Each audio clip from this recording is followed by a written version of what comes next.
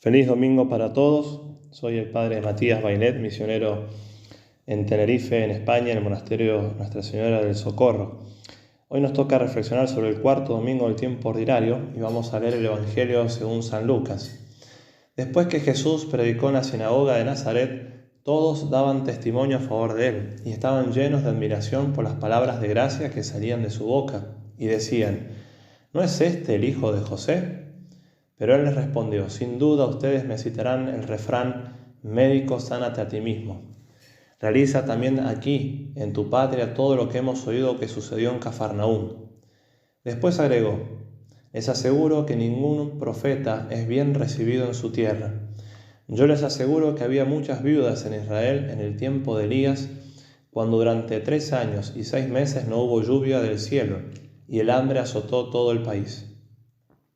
Sin embargo, a ninguna de ellas fue enviado Elías, sino una viuda de Sarepta, en el país de Sidón.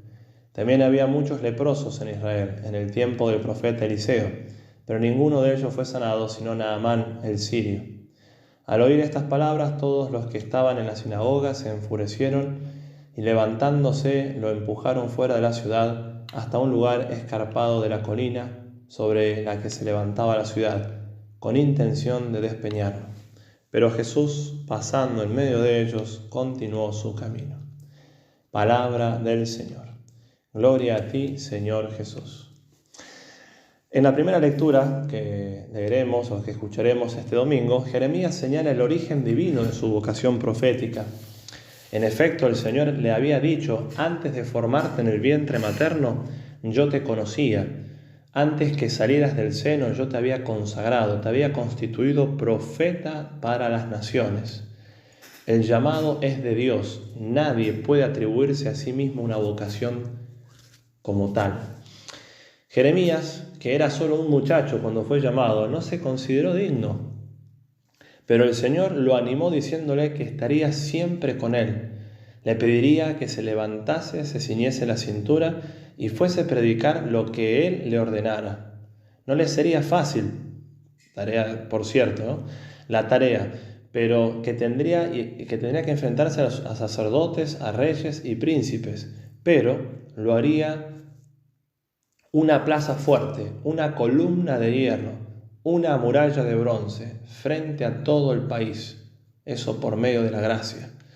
Tendría, eso sí, que poner toda su confianza en Dios. Dice el texto sagrado: combatirán contra ti, pero no te derrotarán, porque yo estoy contigo para librarte. Este profeta fue de alma muy tierna y le tocó sufrir la deportación del pueblo judío, que el rey Nabucodonosor decretó luego de invadir Jerusalén. De por sí su corazón se inclinaba instintamente hacia la paz, pero siempre tuvo que estar en pie de batalla contra reyes incapaces, falsos profetas y sacerdotes sin celo.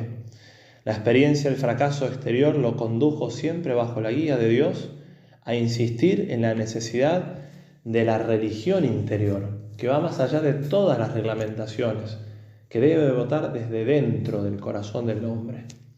Por eso, aunque fracasó en su vida suya, dejó sin embargo un gran legado: la doctrina de la nueva alianza, fundada en la religión del corazón. Signo de contradicción. Lo que le sucedió a Jeremías no carece de relación con lo que acontecería a Jesucristo. El domingo pasado vimos cómo el Señor hizo suyo aquel pasaje de Isaías referido al Mesías. El Evangelio de hoy, aquel texto relatando lo que luego acaeció. Ya el anciano Simeón le había profetizado a sus padres que sería signo de contradicción. Pues bien, llegó el momento de las primeras confrontaciones y paradojalmente tuvieron lugar en el propio ámbito donde había vivido tantos años, en Nazaret. No faltaron los beneficios de Dios para este pueblo. Sujeto como estaba a sus padres, sus conciudadanos lo habían visto frecuentemente por las calles, conociéndolo como el hijo de José, el hijo del carpintero. Todo ello implica una cierta predilección en favor de Nazaret por parte de Dios. Allí entre nosotros estuvo el dueño del cielo y de la tierra. Moró la Sagrada Familia. Allí entre ellos el mismo Dios se paseaba, hablaba, trabajaba. Y ahora, en un gesto de caridad para con sus compatriotas, se determina a anunciarles el advenimiento del reino. Sabía el Señor que encontraría resistencia, como lo manifestó al decirles: os aseguro que ningún profeta es bien recibido en su tierra. El hecho es que entre los presentes en la sinagoga se levantó un murmullo de desaprobación. El Mesías esperado debía ser poderoso, quizás un gran rey, según los prejuicios de los hombres, según los prejuicios que tenían estas personas. Pero resulta que el que se arroga este título no es sino el hijo de José. Probablemente las inteligencias de los que los escuchaban predicar al Señor en el templo por un momento se llenaron de luz, ya que trataba de un lenguaje nunca oído, además de que todo lo que decía era perfectamente coherente. Pero esa luz que pugnaba por penetrar en los corazones se encontró con las manos libres que cerraban puertas y ventanas para permanecer en la oscuridad. Y no solo sus inteligencias habrán experimentado el fulgor pasajero de aquella luz, sino también sus voluntades. Habrán sentido ese ardor de la verdad. Cuando Jesús hablaba, todos los corazones tendían a expandirse, a dilatarse, rompiendo así los muros de las durezas que los encajonaban. Pero también esto fue extinguido por aquellos desgraciados circunstantes. No querían un corazón de carne, prefirieron su viejo corazón de piedra. Puja la luz para iluminar, se niegan las tinieblas a recibirla. ¿Habrían aceptado por acaso que era el Mesías si hubiese hecho algún milagro? Uno se podría preguntar, pero el Señor no lo realizaría, porque no encontró corazones dispuestos y deseosos de conocer la verdad. ¿Quién era la verdad sino Él? Rechazarán pues a Cristo como el Mesías verdadero.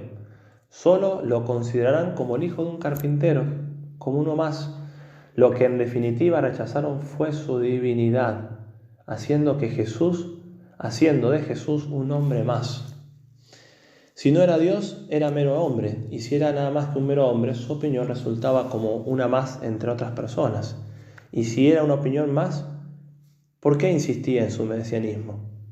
Después lo acusarían precisamente de soberbio, para que fuese entregado al suplicio de la muerte, todo porque pretendía ser y declararse como Dios. No por ello Jesús cambia de actitud, antes para demostrarles a quienes estaban en aquella sinagoga que el hombre no puede dictar leyes a Dios y que Dios es libre de distribuir sus dones a quien quiere y como quiere. Y es por eso que le puso dos ejemplos bíblicos. Les puso el ejemplo de la viuda de Sarepta y la del leproso Naamán, curado por Eliseo, ambos extranjeros.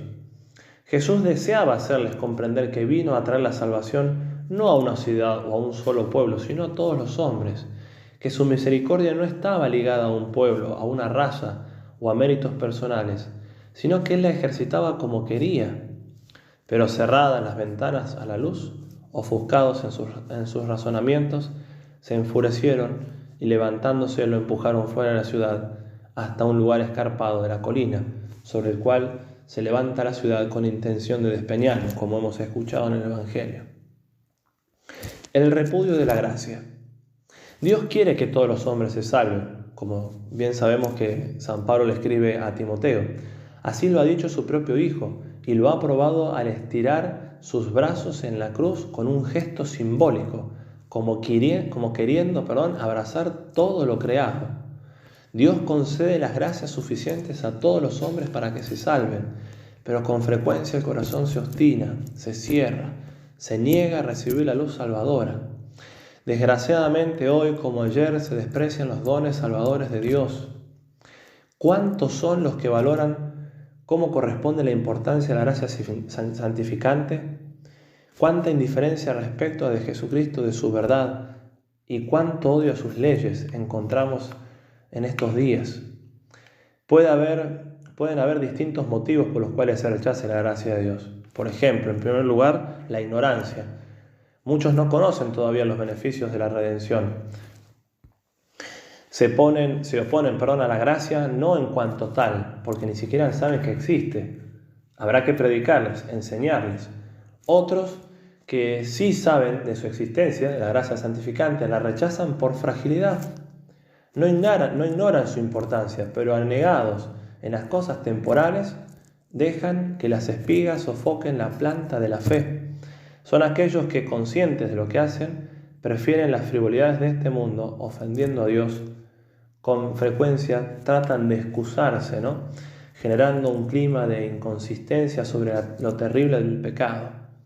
Otros, en cambio, y esta por ahí es la peor actitud, rechazan la gracia por rebeldía, en franca oposición con Dios. Son los que llegan a odiar la verdad, los que por envidia trabajan para entregar al justo y también la justicia. Por eso, como Jeremías y como Cristo, hemos de contribuir a la obra redentora anunciando la buena nueva a todos los individuos, a las personas que entren en contacto con nosotros. Sabemos que esto nos puede costar la incomprensión, la persecución e incluso en los días de hoy hasta la muerte. Hay muchos mártires a lo largo de la historia y, como decía, también en nuestros días. El Señor nos dice, como le dijo a Jeremías, no te derrotarán, porque yo estoy contigo para librarte.